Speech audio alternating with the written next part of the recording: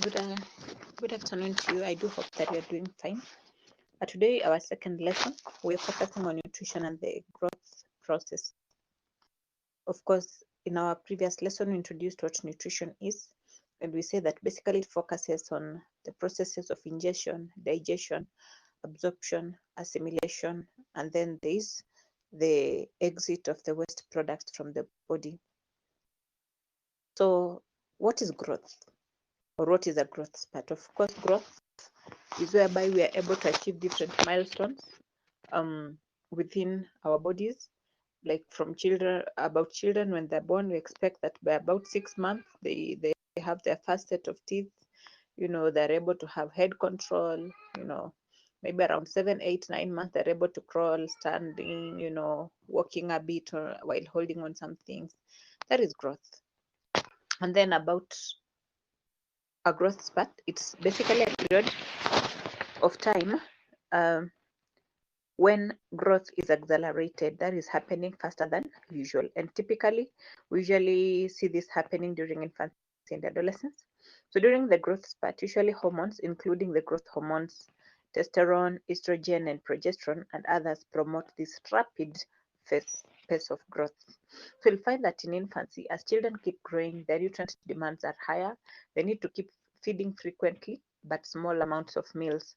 Same to adolescence. When we get to adolescent stage, and usually there are those who get into adolescence at a younger age, maybe at around 10, others at 12. It depends with how we are wired, how our bodies are, how our hormones are functioning. So with that, you'll find that our nutritional needs also vary.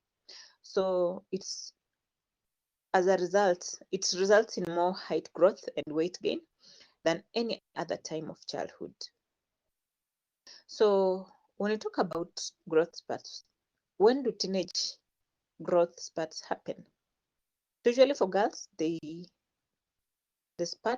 growth spurt begins during puberty around age 10, and the onset of menses occurs around age 12 and 12 and a half. With boys, the puberty starts about 2 years later than girls, that is around 12 to 13 years. So growth spurt in boys, basically, you'll find that with boys, they tend to see their bigger growth, their biggest growth spurt between 14 to 16 years. However, this is a general age range. So really, it just depends on when you start puberty, as some boys will go through early puberty and others will be late bloomers, which will shift the age of peak growth. So when do boys stop growing? Usually, most boys will reach their peak at the height of their peak height at 18 years and tend to be done growing by then. But some boys grow until their early 20s, and that's why we have standard growth charts up to until 20. So how do we help our teens to grow? How will you help your teens to grow? Assuming that in your area of study, this is the course of diploma in food and beverage. Okay, you may be wondering why this, but you'll find that sometimes you may find yourself working in a hospital setting in the community, and you may be required to prepare required diets for different age groups depending wherever you'll be.